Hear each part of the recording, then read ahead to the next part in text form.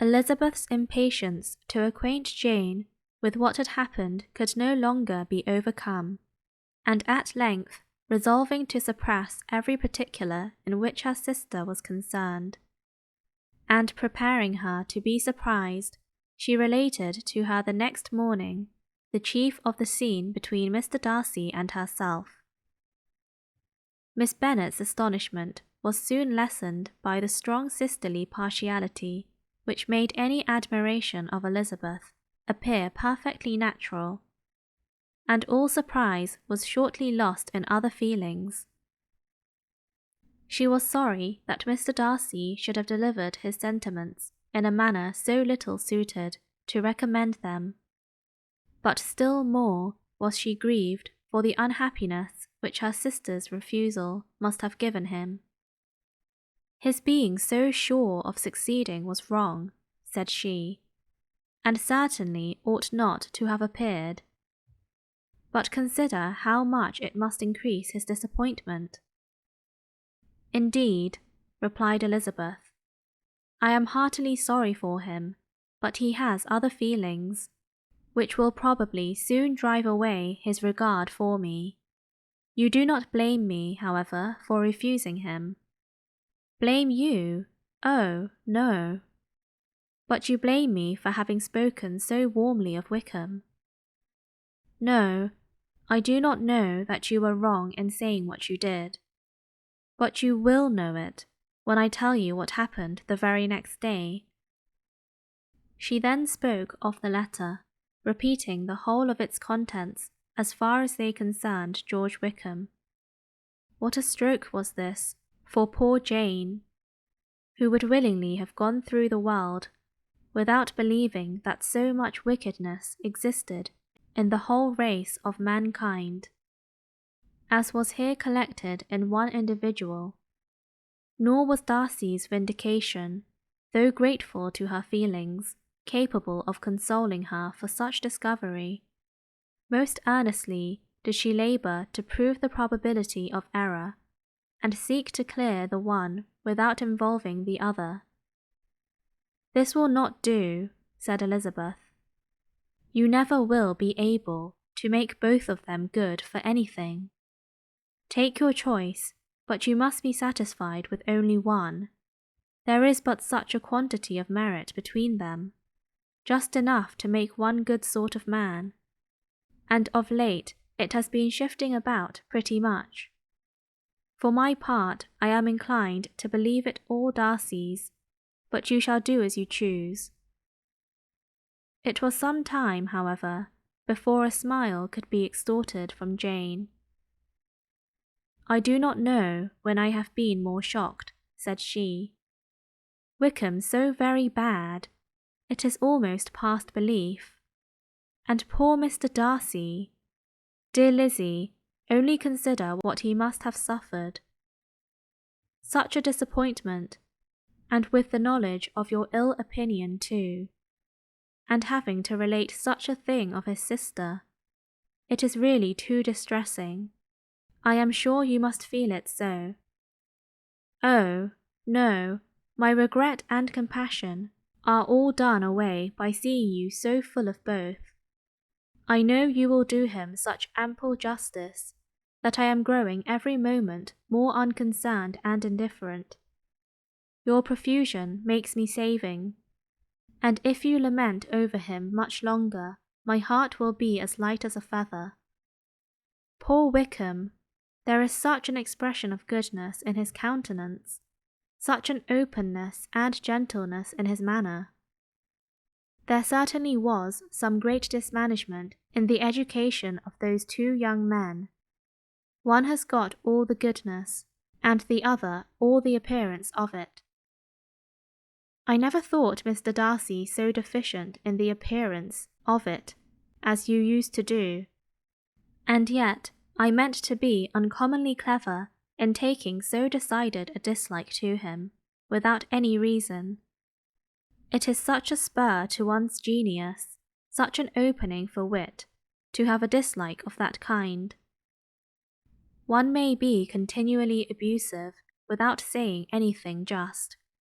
but one cannot always be laughing at a man without now and then stumbling on something witty. Lizzie, when you first read that letter, I am sure you could not treat the matter as you do now. Indeed, I could not. I was uncomfortable enough, I may say unhappy, and with no one to speak to about what I felt, no Jane to comfort me and say that I had not been so very weak and vain and nonsensical as I knew I had. Oh, how I wanted you! How unfortunate that you should have used such very strong expressions in speaking of Wickham to Mr. Darcy, for now they do appear wholly undeserved. Certainly, but the misfortune of speaking with bitterness is a most natural consequence of the prejudices I had been encouraging. There is one point on which I want your advice. I want to be told whether I ought or ought not to make our acquaintances in general understand Wickham's character. Miss Bennet paused a little, and then replied, Surely there can be no occasion for exposing him so dreadfully. What is your opinion? That it ought not to be attempted. Mr. Darcy has not authorized me to make this communication public. On the contrary, every particular relative to his sister was meant to be kept as much as possible to myself, and if I endeavour to undeceive people as to the rest of his conduct, who will believe me? The general prejudice against Mr. Darcy is so violent that it would be the death of half the good people in Meryton to attempt to place him in an amiable light. I am not equal to it. Wickham will soon be gone, and therefore it will not signify to anyone here what he really is. Some time hence it will be all found out, and then we may laugh at their stupidity in not knowing it before. At present I will say nothing about it. You are quite right. To have his errors made public might ruin him for ever. He is now, perhaps, sorry for what he has done, and anxious to re-establish a character. We must not make him desperate. The tumult of Elizabeth's mind was allayed by this conversation. She had got rid of two of the secrets which had weighed on her for a fortnight, and was certain of a willing listener in Jane, whenever she might wish to talk again of either. But there was still something lurking behind, of which prudence forbade the disclosure. She dared not relate the other half of Mr. Darcy's letter, nor explain to her sister how sincerely she had been valued by her friend. Here was knowledge in which no one could partake, and she was sensible that nothing less than a perfect understanding between the parties could justify her in throwing off this last encumbrance of mystery. And then, said she, if that very improbable event should ever take place, I shall merely be able to tell what Bingley may tell in a much more agreeable manner himself. The liberty of communication cannot be mine till it has lost all its value. She was now, on being settled at home, at leisure to observe the real state of her sister's spirits. Jane was not happy. She still cherished a very tender affection for Bingley. Having never even fancied herself in love before, her regard had all the warmth of first attachment, and, from her age and disposition, greater steadiness than most first attachments often boast. And so fervently did she value his remembrance, and prefer him to every other man, that all her good sense and all her attention to the feelings of her friends were requisite to check the indulgence of those regrets which must have been injurious to her own health and their tranquillity. Well, Lizzie, said Mrs. Bennet one day, what is your opinion now of this sad business of Jane's? For my part, I am determined never to speak of it again to anybody. I told my sister Phillips so the other day, but I cannot find out that Jane saw anything of him in London. Well, he is a very undeserving young man, and I do not suppose there's the least chance in the world of her ever getting him now. There is no talk of his coming to Netherfield again in the summer, and I have inquired of everybody too, who is likely to know. I do not believe he will ever live at Netherfield any more. Oh, well, it is just as he chooses. Nobody wants him to come. Though I shall always say he used my daughter extremely ill, and if I was her, I would not have put up with it. Well, my comfort is, I am sure Jane will die of a broken heart, and then he will be sorry for what he has done. But as Elizabeth could not receive comfort from any such expectation, she made no answer. Well, Lizzie, continued her mother, soon afterwards, and so the Collinses live very comfortable, do they? Well, well, I only hope it will last. And what sort of table do they keep? Charlotte is an excellent manager, I dare say. If she is half as sharp as her mother, she is saving enough. There is nothing extravagant in their housekeeping, I dare say. No, nothing at all. A great deal of good management, depend upon it. Yes, yes, they will take care not to outrun their income. They will never be distressed for money. Well, much good may it do them. And so, I suppose, they often talk of having Longbourn when your father is dead. They look upon it as quite their own, I dare say, whenever that happens. It was a subject which they could not mention before me. No, it would have been strange if they had, but I make no doubt they often talk of it between themselves. Well, if they can be easy with an estate that is not lawfully their own, so much the better. I should be ashamed of having one that was only entailed on me. The first week of their return was soon gone. The second began. It was the last of the regiment's stay in Meryton, and all the young ladies in the neighbourhood were drooping apace. The dejection was almost universal. The elder Miss Bennets alone were still able to eat, drink, and sleep, and pursue the usual course of their employments. Very frequently were they reproached for this insensibility by Kitty and Lydia, whose own misery was extreme, and who could not comprehend such hard-heartedness in any of the family. Good heavens! What is to become of us? What are we to do? Would they often exclaiming the bitterness of woe. How can you be smiling so, Lizzie?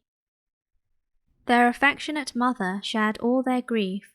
She remembered what she had herself endured on a similar occasion 25 years ago. I am sure, said she, I cried for 2 days together when Colonel Miller's regiment went away. I thought I should have broken my heart. I am sure I shall break mine, said Lydia. If one could but go to Brighton, observed Mrs. Bennet. Oh, yes, if one could go to Brighton, but papa is so disagreeable. A little sea-bathing would set me up forever. And my Aunt Phillips is sure it would do me a great deal of good, added Kitty. Such were the kind of lamentations resounding perpetually through Longbourn House. Elizabeth tried to be diverted by them, but all sense of pleasure was lost in shame. She felt anew the justice of Mr. Darcy's objections, and never had she been so much disposed to pardon his interference in the views of his friend.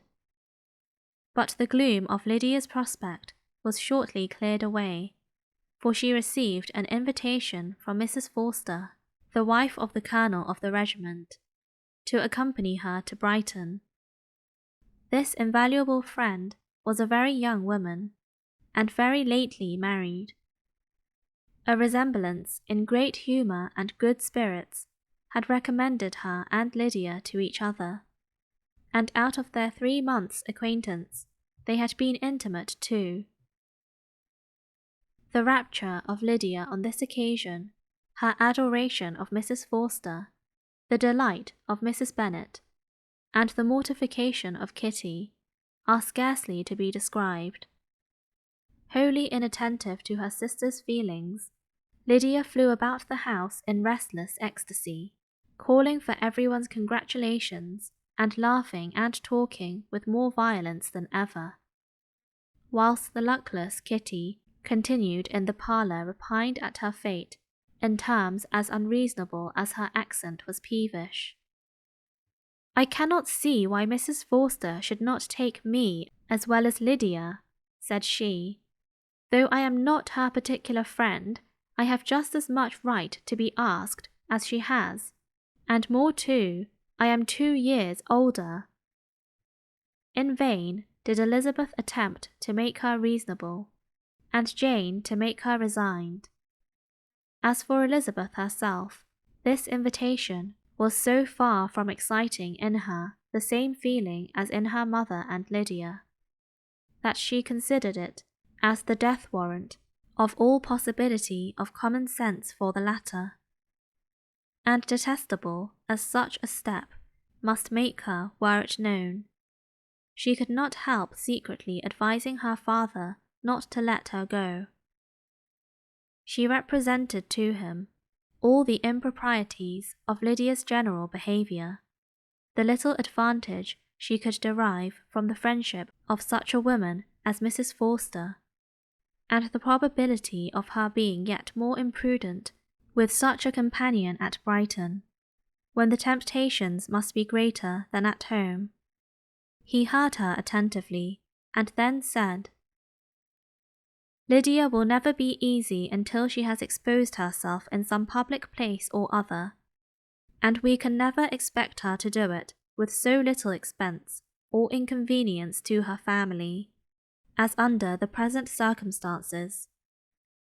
If you were aware," said Elizabeth, "of the very great disadvantage to us all which must arise from the public notice of Lydia's unguarded and imprudent manner, nay, which has already arisen from it, I am sure you would judge differently in the affair." "Already arisen?" repeated Mr. Bennet. "What, has she frightened away some of your lovers? Poor little Lizzie! But do not be cast down. Such squeamish youths as cannot bear to be connected with a little absurdity are not worth a regret. Come, let me see the list of pitiful fellows who have been kept aloof by Lydia's folly." "Indeed you are mistaken. I have no such injuries to resent. It is not of particular, but of general evils, which I am now complaining. Our importance, our respectability in the world, must be affected by the wild volatility, the assurance and disdain of all restraint which mark Lydia's character. Excuse me, for I must speak plainly. If you, my dear father, will not take the trouble of checking her exuberant spirits, and of teaching her that her present pursuits are not to be the business of her life, she will soon be beyond the reach of amendment. Her character will be fixed, and she will, at 16, be the most determined flirt that ever made herself of her family ridiculous. A flirt, too, in the worst and meanest degree of flirtation, without any attraction beyond youth and a tolerable person. And, from the ignorance and emptiness of her mind, wholly unable to ward off any portion of that universal contempt which her rage for admiration will excite. In this danger Kitty also is comprehended. She will follow wherever Lydia leads, vain, ignorant, idle, and absolutely uncontrolled. Oh, my dear father, can you suppose it possible that they will not be censured and despised wherever they are known, and that their sisters will not be often involved in the disgrace? Mr. Bennet saw that her whole heart was in the subject, and affectionately taking her hand, said in reply, "Do not make yourself uneasy, my love. Wherever you and Jane are known, you must be respected and valued, and you will not appear to less advantage for having a couple of, or I may say 3, very silly sisters. We shall have no peace at Longbourn if Lydia does not go to Brighton. Let her go then. Colonel Forster is a sensible man, and will keep her out of any real mischief, and she is luckily too poor to be an object of prey to anybody. At Brighton, she will be of less importance even as a common flirt than she has been here. The officers will find women better worth their notice. Let us hope, therefore, that her being there may teach her her own insignificance. At any rate, she cannot grow many degrees worse, without authorizing us to lock her up for the rest of her life." With this answer, Elizabeth was forced to be content, but her own opinion continued the same, and she left him disappointed and sorry. It was not in her nature, however, to increase her vexations by dwelling on them. She was confident of having performed her duty, and to fret over unavoidable evils, or augment them by anxiety, was no part of her disposition.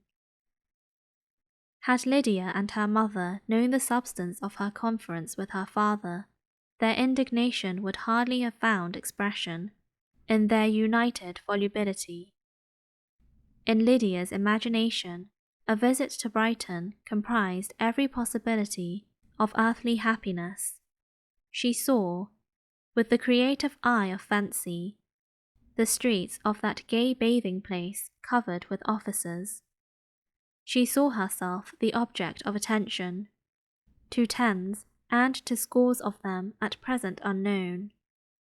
She saw all the glories of the camp, its tents stretched forth in beauteous uniformity of lines, crowded with the young and the gay, and dazzling with scarlet, and, to complete the view, she saw herself seated beneath a tent, tenderly flirting with at least 6 officers at once. Had she known her sister sought to tear her from such prospects and such realities as these, what would have been her sensations? They could have been understood only by her mother, who might have felt nearly the same. Lydia's going to Brighton was all that consoled her for her melancholy conviction of her husband's never intending to go there himself. But they were entirely ignorant of what had passed, and their raptures continued, with little intermission, to the very day of Lydia's leaving home. Elizabeth was now to see Mr. Wickham for the last time. Having been frequently in company with him since her return, agitation was pretty well over. The agitations of formal partiality entirely so. She had even learnt to detect, in the very gentleness which had first delighted her, an affection and a sameness to disgust and weary. In his present behaviour to herself, moreover, she had a fresh source of displeasure, for the inclination he soon testified of renewing those intentions which had marked the early part of their acquaintance could only serve, after what had since passed, to provoke her.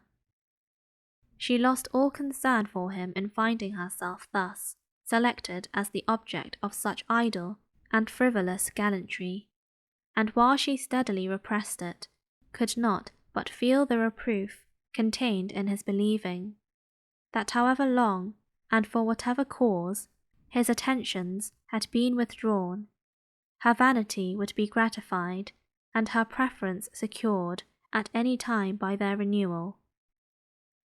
On the very last day of the regiment's remaining at Meryton, he dined, with other of the officers, at Longbourn, and so little was Elizabeth disposed to part from him in good humour, that on his making some inquiry as to the manner in which her time had passed at Hunsford, she mentioned Colonel Fitzwilliam's and Mr. Darcy's having both spent 3 weeks at Rosings, and asked him if he was acquainted with the former. He looked surprised, displeased, alarmed, but with a moment's recollection and a returning smile, replied that he had formerly seen him often. After observing that he was a very gentlemanlike man, asked her how she had liked him. Her answer was warmly in his favour. With an air of indifference, he soon afterwards added, "How long did you say he was at Rosings?" "Nearly 3 weeks." "And you saw him frequently?" "Yes, almost every day." "His manners are very different from his cousin's." "Yes, very different, but I think Mr. Darcy improves upon acquaintance." "Indeed," cried Mr. Wickham, with a look which did not escape her. "And pray, may I ask?" But checking himself, he added, in a greyer tone, "Is it in address that he improves? Has he deigned to add aught of civility to his ordinary style? For I dare not hope," he continued in a lower and more serious tone, "that he is improved in essentials." "Oh, no," said Elizabeth. "In essentials, I believe, he is very much what he ever was." "He is very much what he ever was." While she spoke, Wickham looked as if scarcely knowing whether to rejoice over her words, or to distrust their meaning. There was a something in her countenance which made him listen with an apprehensive and anxious attention, while she added, "When I said that he improved on acquaintance, I did not mean that his mind or his manners were in a state of improvement, but that, from knowing him better, his disposition was better understood." Wickham's alarm now appeared in a heightened complexion and agitated look. For a few minutes he was silent, till, shaking off his embarrassment, he turned to her again, and said in the gentlest of accents, "You, who so well know my feelings towards Mr. Darcy, will readily comprehend how sincerely I must rejoice that he is wise enough to assume even the appearance of what is right. His pride, in that direction, may be of service, if not to himself, to many others, for it must only deter him from such foul misconduct as I have suffered by. I only fear that the sort of cautiousness to which you, I imagine, have been alluding, is merely adopted on his visits to his aunt, of whose good opinion and judgment he stands much in awe. His fear of her has always operated, I know, when they were together, and a good deal is to be imputed to his wish of forwarding the match with Mr. Bower, which I am certain he has very much at heart." Elizabeth could not repress a smile at this, but she answered only by a slight inclination of the head. She saw that he wanted to engage her on the old subject of his grievances, and she was in no humour to indulge him. The rest of the evening passed with the appearance, on his side, of usual cheerfulness, but with no further attempt to distinguish Elizabeth. As they parted at last with mutual civility, and possibly a mutual desire of never meeting again. When the party broke up, Lydia returned with Mrs. Forster to Meryton, from whence, they were to set out early the next morning. The separation between her and her family was rather noisy than pathetic. Kitty was the only one who shed tears, but she did weep from vexation and envy. Mrs. Bennet was diffuse in her good wishes for the felicity of her daughter, and impressive in her injunctions that she should not miss the opportunity of enjoying herself as much as possible. Advice which there was every reason to believe would be well attended to, and in the clamorous happiness of Lydia herself, in bidding farewell, the more gentle adieus of her sisters were uttered without being heard.